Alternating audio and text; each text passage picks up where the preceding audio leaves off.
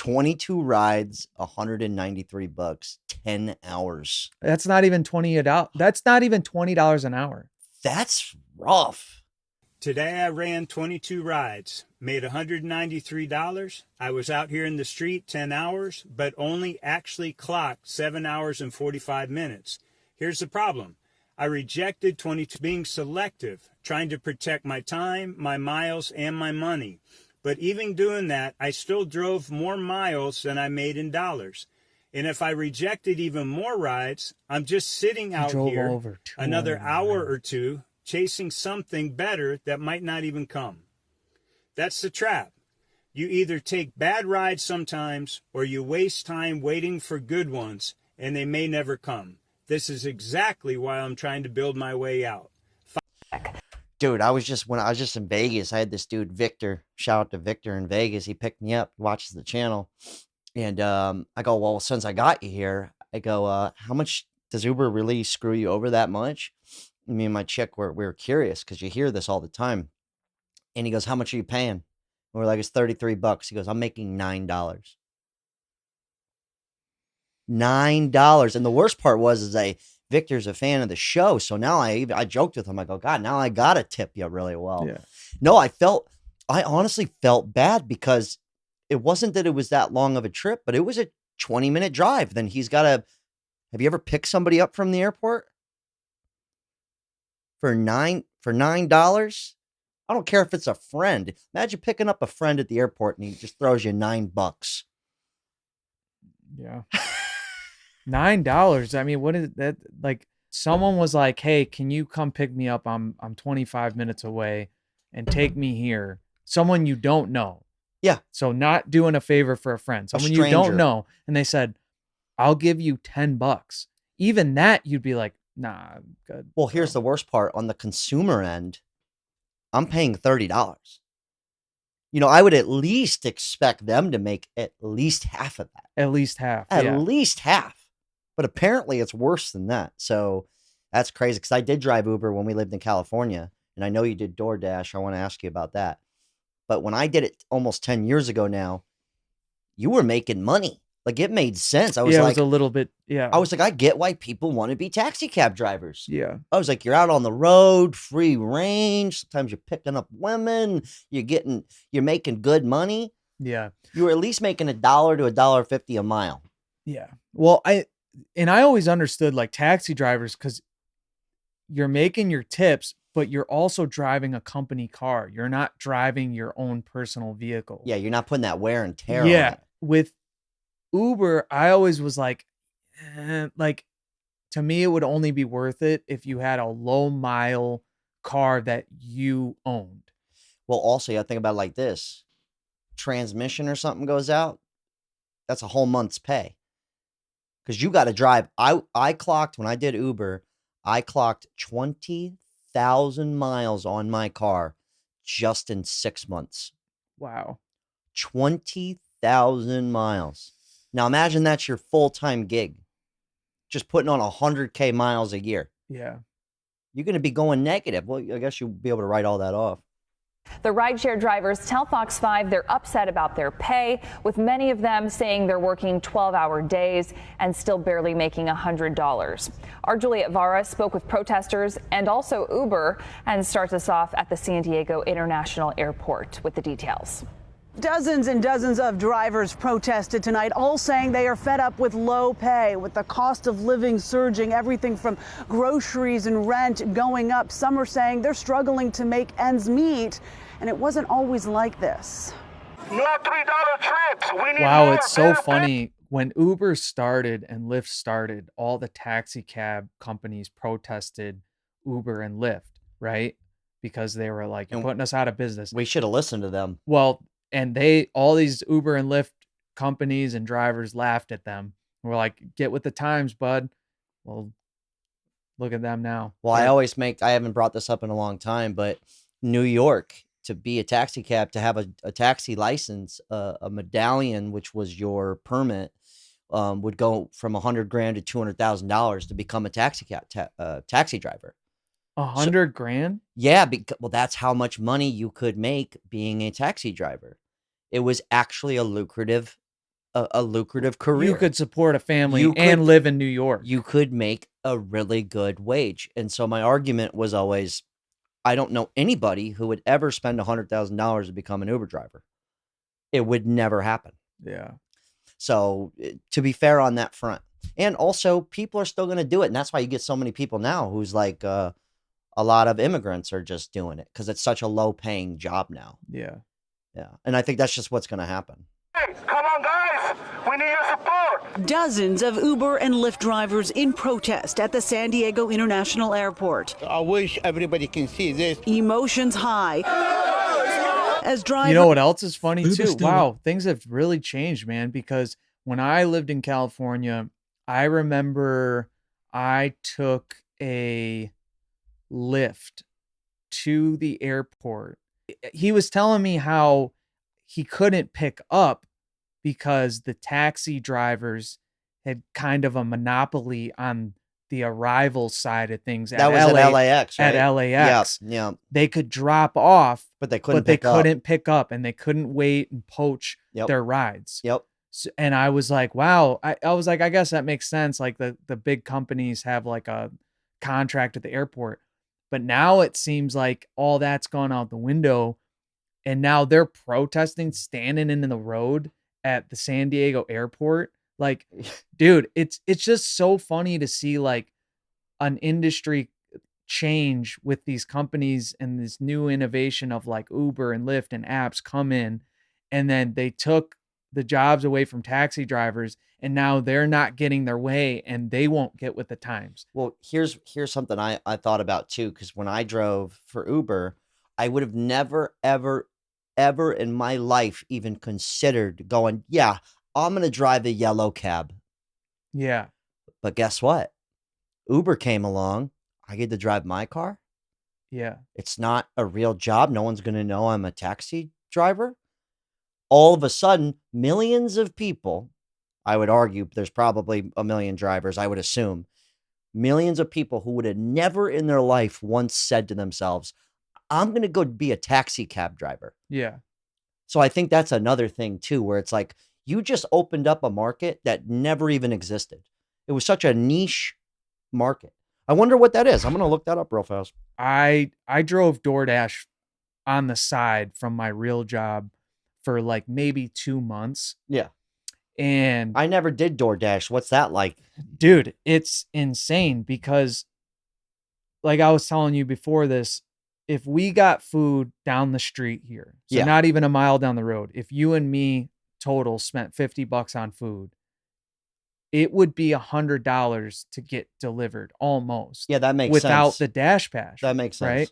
So because you're spending so much for the delivery, whether it be luxury or convenience, doesn't matter. You're spending so much. By the time to tip the driver, you're like, I'm giving you the bare minimum because you're, and I know it's not their fault. No, it's not their fault. They're not making a lot. But They're it's only all- making like $5, $10, $20 a But delivery. I just looked this up because I would argue most people would never have thought to themselves, yeah, maybe a pizza delivery driver, but no one 10, 15 years ago would have been jumping out of their seats and having crazy ideas to deliver groceries for a living. So that's another like new job that really didn't exist. Right here though. From 2005 to 2008, there was around 250,000 taxi cab limousine drivers. That's not that many people. No. Now, how many Uber Lyft drivers? 9.7 million monthly active drivers. Wow. And that Well, doesn't, this is globally, so I don't know. Like, maybe Oh. let's do America. and that doesn't even include like That's we were talking globally. about all the people that drive under someone else's name. Okay. We're going to get into that. 1.5 million, give or take, up to 2 million monthly active drivers for Lyft and Uber So in America. 6 times 6 times the amount of cab yellow drivers. cab and limo drivers. Well, and here's the thing. 2008, you said that was 250,000. That was kind of late for, I mean, it was still cabs because there's no Uber back Uber then. didn't really come out But till it- 2014. I bet the peak cab industry was probably like in the 90s. My whole point was, Yeah. is not your everyday person was thinking to themselves, let me drive a cab for a living. Yeah. Or to make part-time No, money. makes sense. This is a whole There was kind new of like thing. a stigma that went with, yeah, like, oh, what do you do for a living? Like, Yep. I'm a cab driver. Not to Like, mention DoorDash, all that stuff. So I'm just saying it makes sense to why. But the problem is we're paying. Like, I'll pay $25 for the Uber. It just doesn't make any sense that you're making $7. no. That's where No. it's a little fishy. Right here it goes. Uber will lose in the long run. I quit. Stop working for Uber in 2026. Come on, man. I think they are winning because look at how many drivers are still doing it. Yeah. I was just in Vegas. Dude, the amount of Lyft and Uber drivers active. You see the dots? Oh, wow. Bro, there was like 100 Yeah, dots. I was just gonna say, I remember when I was in California, and especially like when I moved back from California, my family in Michigan lives like not in the sticks, but definitely far outside of Detroit. It's out there. And I remember like this was 2019 looking up Lyfts and Ubers, and they were pretty scarce. Sometimes at certain parts of the night, you couldn't get one. Yeah, you'd go to a Right? certain state. Like if you went to Wisconsin, you'd ask the locals, like, I don't even know if Do they have you Uber guys have here. Uber? Do you guys Yeah. do Uber? Now that's you get one anywhere, any time of day. You could be in a mountain town. Yeah, Guys riding a horse. doing Uber. Yeah, Uber. Yeah, picking you up on a horse, dude. I'd actually probably pay extra for that. You know what they could call that? What? Neighbor. Neighborhood. Dude. You all, this one goes. What do you also- call Uber on a horse? Neighbor. That's a dad joke, bro. Yeah, write that down. It's to make you feel like you're independent, but the algorithm now decides how much freedom you really have. When Uber first started, the whole selling point was simple. Be your own boss, work when you want, accept the jobs that you want, and reject the ones that you don't. And this was the whole Can you pause it really quick? Yeah. So another thing about DoorDash, I learned this the hard way. You can only refuse like a few orders, Oh yeah. and they'll kick you off. Oh yeah. Cause I was like, when I was doing it, I told myself, I'm not driving more than 15 miles to pick up food. Like, I don't have control where I have to drop it off, but like if something's downtown or like way outside, I'm not. Yeah, you doing do it. a 45-minute trip to make $7. Dude. You're making less than That's minimum how wage. it was. And then I could sit here and go, just go get a job, dude, like a real job. But it's almost like if you're gonna make, excuse my language, but shit money, you know, at least you could do it from the comfort of your own car. Yeah. But I stand by that argument. I'm gonna die on that hill. That none of these people, over 1 million of these people, never would have been a yellow cab taxi driver. No.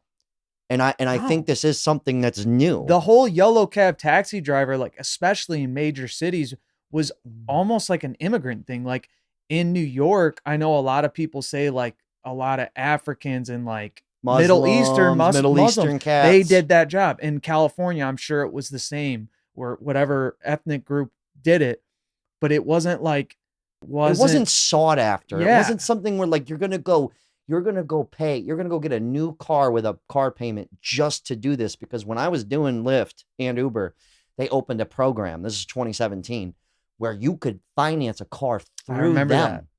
You're gonna be paying $250 a week for this car. Truth. And people were doing it.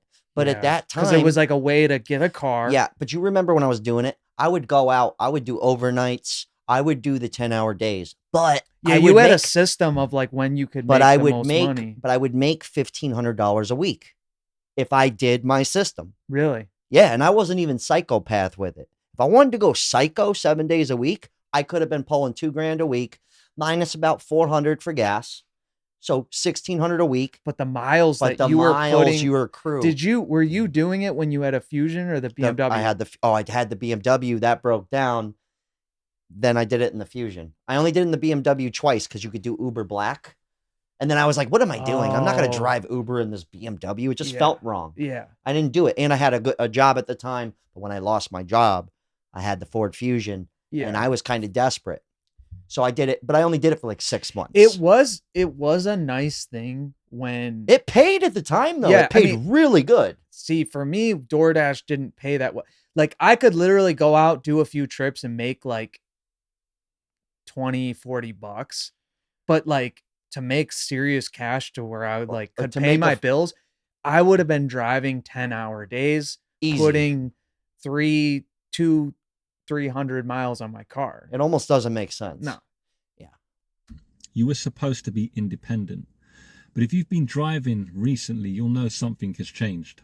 Because now, if you accept almost every job, you can usually make around £20 per hour. Maybe a little bit more in some cases. The app keeps feeding you work and you stay busy. But the moment you start rejecting those bad jobs, the algorithm suddenly changes and you stop getting trip requests. You just sit there in your car, you wait, you start wondering if the app has gone quiet. You might even turn the app off, put it back on, and then suddenly, after about 20 minutes, half an hour, you get offered one terrible trip, and you reject that too, and then nothing again. And this is what a lot of drivers called being shadow banned. Shadow banned? Getting shadow banned on Uber, dude? So if he's saying that if he declines too many trips, that they'll shadow ban you? You just won't get trips. They go, fine, you don't want to make money? Wow. You don't want to make money. And honestly, though, people are still going to do the job. Yeah. They're still going to do the job. Oh, I bet they love that all these people are protesting in San Diego because now there's so many more rides available. I would also argue. Dude, and then I forgot about this. At the tail end of being in California, they started doing like you'd be in an Uber and you could get it for You could a cheaper you ride. could share an Uber with ru- a stranger. So on your way to Yep. your destination, They'll they pick would up a- stop and pick up a new person. Pick up a stranger. Some stranger sitting next to you. Nope. One time they did it twice. No. I drove Uber, so this happened to me. Never forget this. Deadlock traffic. I have 4 strangers in my car. I never did it again. This was the last day I ever Ubered. 4 strangers get in my car. I pick up the last chick. All individual people. This is when they unrolled this program. This chick starts, bro. This chick gets in and she's like, "Can you drive faster?" She goes, "You need to take a shortcut. I'm late for work." Then another guy starts yapping at me too. Why? Because they're all late to work and they chose to do an Uber where we might stop and pick up a stranger on the way. Yeah, they picked the cheapest Like one. that's my problem. Yeah. So I get pissed. I snap. And this is what I'm talking about being a cabbie, right? You got pissed. You're not prepared for this. I get hot, dude. I pull over. Dead traffic. I just hazards on. I shut the car off. I get out, slam the door, and I used to smoke back then. Lit up a cig. Chick opens the door yelling. I go, I'm done. I'm no longer an Uber driver. No way, dude. I go, I just quit. You quit on the spot? I swear to God, I'm smoking a bogey. What were you on the freeway? No. It was on Santa Monica Boulevard. I'm not kidding you. They get out, and the 2 dudes that weren't bitching were like, I would have quit too. They walked off, and I was like, later. She goes, I'm calling Uber. I go, call them. I quit anyway. I go, and I was literally so hot. I was like, you should have thought about your job and what you're going to be late for your job. You just made me quit mine. I got back in the car, drove off, and I never did Uber ever again. That's a clip, dude. Yeah. I true story, never did it again. Dude. But this is the kind of crap though that when you are an Uber driver, I was just remember the time the guy with the hard-boiled eggs? Oh my God, I pick up a drunk couple. 10 a.m., dude. 10 a.m. I forgot. Hobie had hard-boiled eggs. I didn't know. All of a sudden, they start profusely apologizing to the point where I look in the rearview mirror. Dude's got all this stuff on his beard everywhere, and I go, "What the hell is up?" I thought he threw up, so I pull over. Weren't they being like all like shady too about it? They were like whispering. Dude, he had hard-boiled egg on my roof, all in my. It was like a kid, like a 40-year-old man kid, who was playing with eggs in my car. And that was one of the final straws too. And then that thing happened with the chick. Hard-boiled eggs. But this is the kind of stuff you would deal with. But my point is I never aspired to be a taxi cab driver. It became something to where millions of us said, yeah, that sounds good. Let's do that. Yeah. That's kind of my point. Yeah. No, I mean, Yeah. I just had to share that story, those stories with you guys. I forgot about that. I forgot how he came home with just like the most defeated look on his face. I was like, what happened? You were like, I'll tell you in the morning. I remember you telling me, and I was like, what do you, he threw up in your car? He was, no, he rubbed hard-boiled eggs. He had a bag of it. A bag Why? of eggs. I still don't know to this day. But the point is, why you would have a bag of hard-boiled eggs.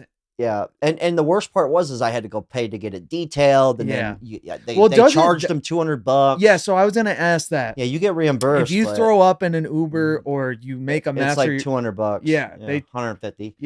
Yeah, for a detail. But the problem is now you got to go detail your car.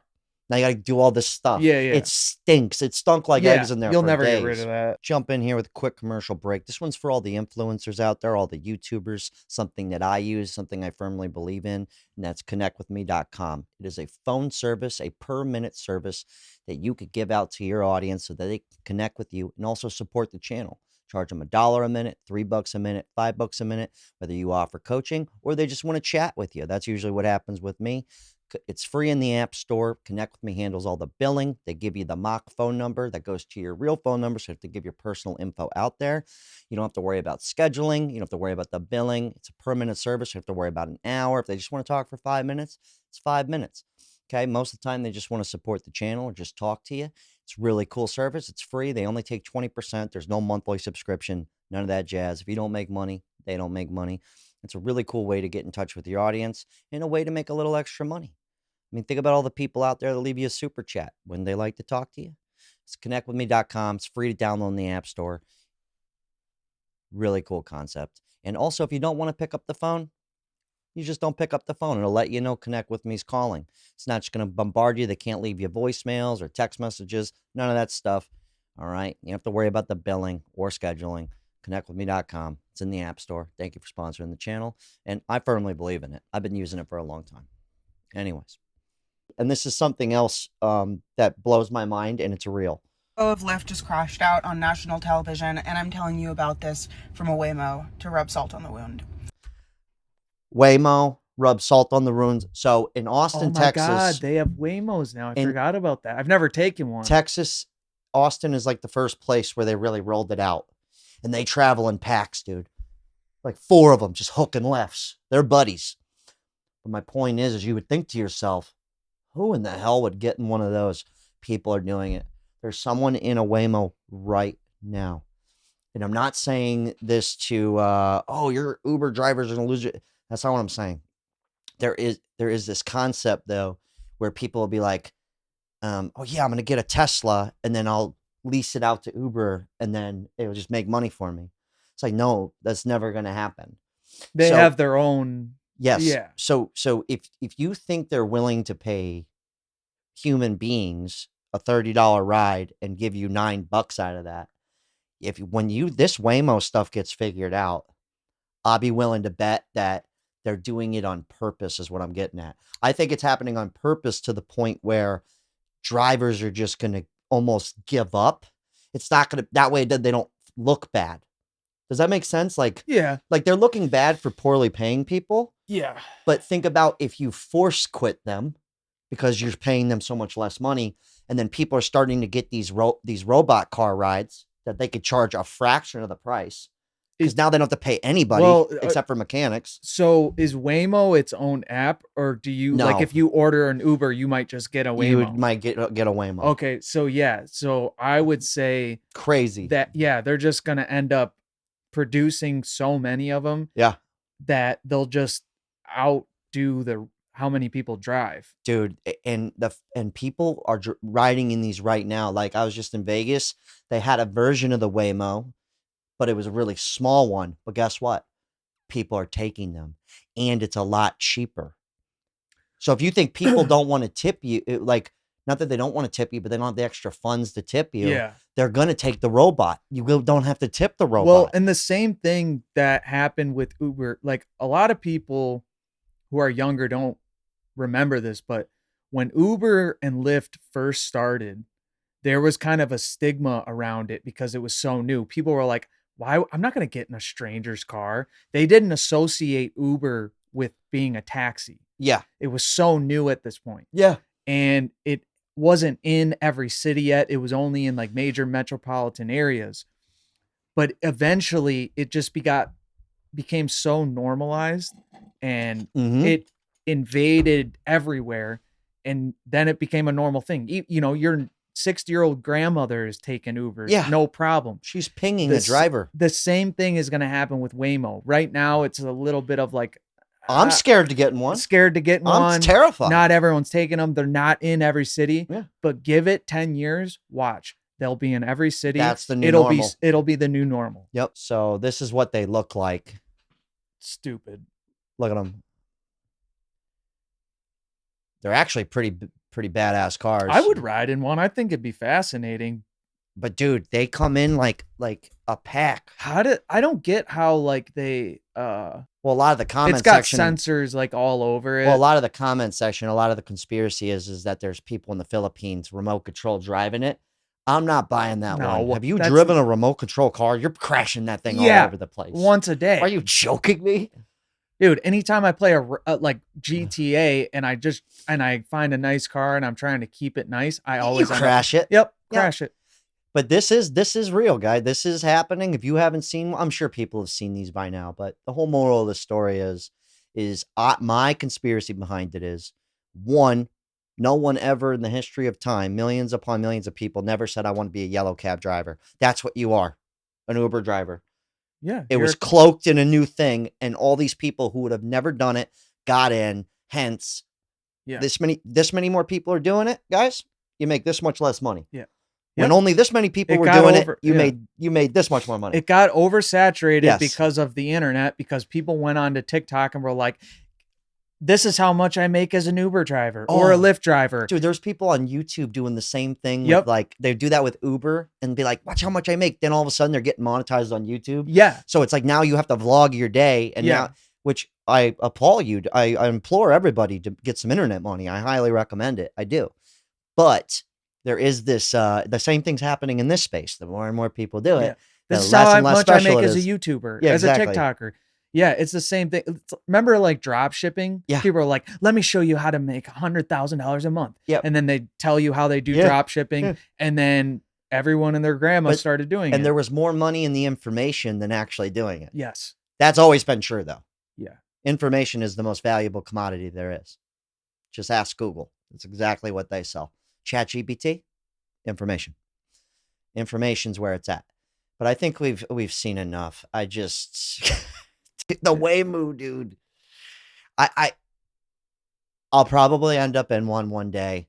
I don't think it's the best, but I do believe that's what I'm going to end on. My conspiracy is it's a forced quitting scenario.